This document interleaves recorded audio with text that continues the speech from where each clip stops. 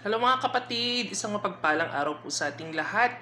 Pagbati po galing po dito sa Politika Artista PH. Kumusta po kayo mga kapatid? Viva Pit Senior po sa mga kapatid natin na nandiyan sa Cebu City. Matiwasay na pagdaraos po ng kapistahan ni Santo Niño mga kapatid. Mag-ingat po kayo diyan sa pagdaraos niyo po ng kapistahan mga kapatid. At talakayin po natin ang dalawang issue po na nangyari po ngayong araw. Viral at trending po ngayon si Senator Risa Hontiveros, no? Si Senator Risa Hontiveros, Bam Aquino at si Chel Jokno, Sharon Cuneta at Kiko Pangilinan. Sila po ay pumunta ngayong araw mga kapatid sa Cebu, no? At nagpakita sila ng suporta sa mga kababayan nating mga Cebuano. At ano po ang nangyari? Katakot-takot at pambabatikos po ang inabot ng mga senador doon, mga kapatid. At talakayin po natin din, mga kapatid, ano? Hindi ko po sinasabing ito ay totoo. Totoo man po o hindi. Tignan na lang po natin bukas. At meron po tayong nakita, mga kapatid, na si Pangulong Rodrigo Duterte daw po, dating Pangulong Rodrigo Duterte, ay invited po sa inaugurasyon ni President Donald Trump na gaganapin po bukas, January 20, 2025 sa Washington DC, mga kapatid. Talakayin po natin yan. Tignan po natin mga kapatid kung ito po, lihiti mo po ba ito o hindi. Malalaman po natin mga kapatid mamaya. Ano? Okay, simulaan mo na po natin mga kapatid ang issue po dito. No? Ang mga dating senador po at ngayon po ay Senador Risa Hontiveros at si Chicky Bam na kung tawagin natin mga kapatid. Ano? Pumunta po si Senator Risa Hontiveros, Bam Aquino, Chel Jokno, Kiko Pangilinan at kasama po ang kanyang may bahay na si megastar Sharon Cuneta, mga kapatid. Sila po ay nagpakita ng suporta at pagbati sa mga kapatid po nating Cebuano dyan, mga kapatid. Ano? Pero umulan po ng batikos mga kapatid, nang tawagin po ang pangalan ni Senator Risa Hontiveros ay umulan po ng boo. At sila po ay tinawag po at isinigaw po ang pangalan at apelyido ng mga Duterte, no? Ang sigaw po ng taong bayan at ng mga Cebuano na nandoon po sa ginawa pong sinulog kanina habang tinatawag po ang kanilang float ay Duterte po. Duterte. Ano po kaya, no? Sa piling po kaya ni na Senator Risa Hontiveros, ang mga nakasakay dun sa float na si Senator Risa Hontiveros, Chel Jokno, at nitong si Bam Aquino, ay ano po kaya ang pakiramdam, no? Dahil nagkaroon po sila ng pagpapaunlak at sinabi po nila sa kanilang pagpapaunlak na salamat daw po sa mainit na pagtanggap sa kanila ng mga Cebuano, mga kapatid, ano? Ang init daw po ng suporta ng mga taga Cebuano. Kayo naman mga Cebuano, chill lang kayo. Hayaan nyo na sila na umepal dyan, pasyalan kayo, bisitahin kayo. Kayo naman mga taga Cebuano, kayong mga Cebuano, ayaw nyo ba na bumibisita dyan si Risa Hontiveros? Ayaw nyo po ba na bumisita dyan si Chel Jokno? Ayaw nyo ba na bumisita dyan si Kiko Pangilinan at si megastar Sharon Cuneta? Pagbigyan nyo na. Binibisita lang kayo at gusto kayong kamustahin, ano? Gusto nila makisimpatsya sa inyong pagdaraos, no, mga kapatid. Huwag nyo na po silang basikusin. Kapistahan naman po ni Santo Niño yan, no? Pagbigyan nyo na lang po.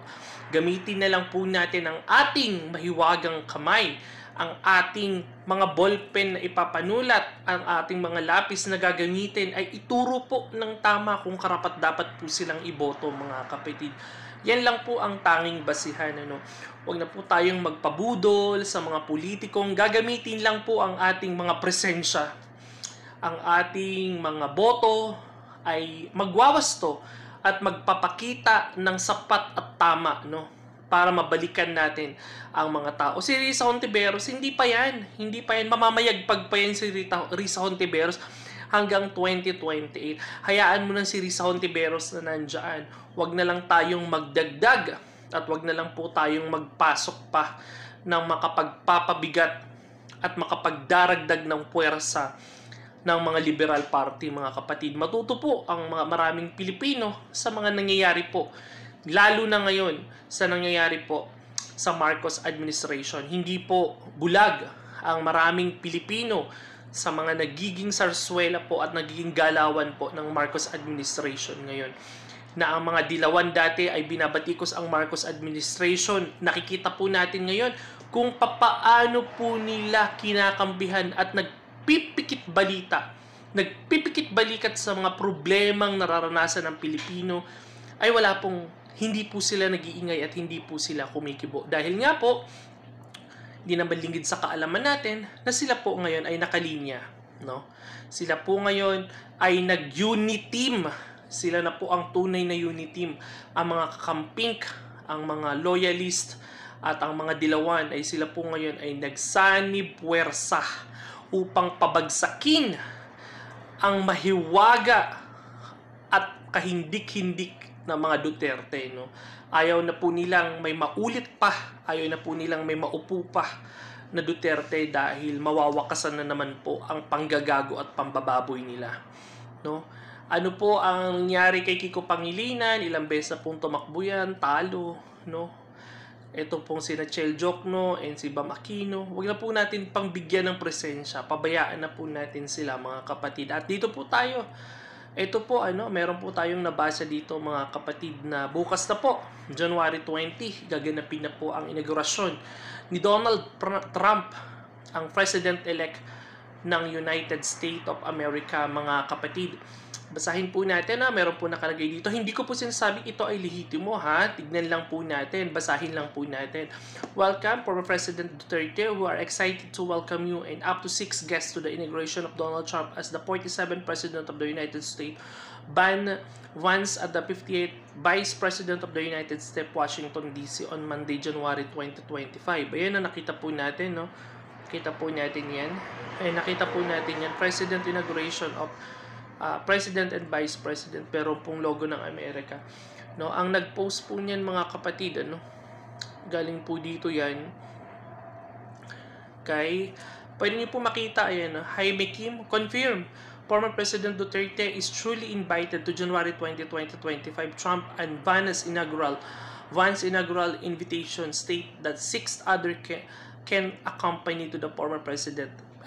Chinek natin yung link, no? Pag chinecheck naman natin yung link, pumupunta siya doon sa photos. Yung dalawang photos na yan, makikita niyo po dyan.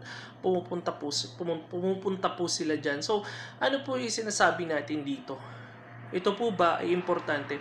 Alam po natin, mga kapatid, na ang kasaysayan po ng Pilipinas na hindi po napag-iiwanan ang Pilipinas pagdating po sa pag-iimbita, pagdating po sa mga inauguration na mga president nila, no, mga pumupunta. Alam po natin na ang Amerika ay isa sa mga sinisipsipan yan na mga presidente. Naglulundagan po ang mga presidente ng Pilipinas once po na mayroon pong, hindi lang presidente ng Pilipinas at iba't ibang presidente ng ating mundo na naglulundagan po kapag mayroon pong na-elect na bagong presidente ng United States. No? So, pangit din po talaga sa sitwasyon at masakit din po sa damdamin yan, no, ng pamunuan ng Pilipinas kung magkatotoo po ito, no, na kung si Pangulong Duterte po ang iimbita dadating o kung sino ba ang pupunta doon.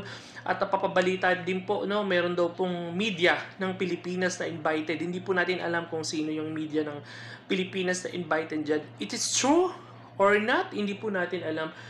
Tignan na lang po natin at saksihan po natin ang mga kaganapan. No?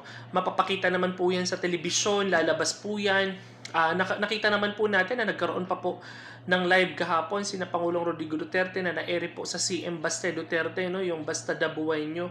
Ayun po ay live. No? So, hindi po natin alam, live or hindi po natin alam. Pero, parang malayo nga yung biyahe. I think 13 hours or more para makapunta po si Pangulong Rodrigo Duterte. Tignan po natin, may oras pa po sila.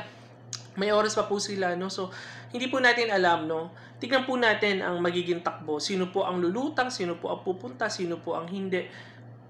Ganyan pa man, Masaya po tayo kung yan po ay magkakatotoo, no? Kayo po, mga kapatid, ano po ang masasabi nyo? Ano po ang inyong masasabi?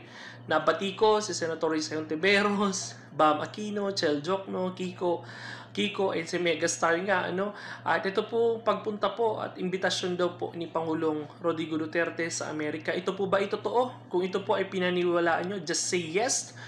At mag-comment ka lang dyan sa ating YouTube channel. Babasahin po natin yan, mga kapatid. Maraming salamat po sa inyong pagsuporta at panonood. Magpapaalam na po ako. Bye!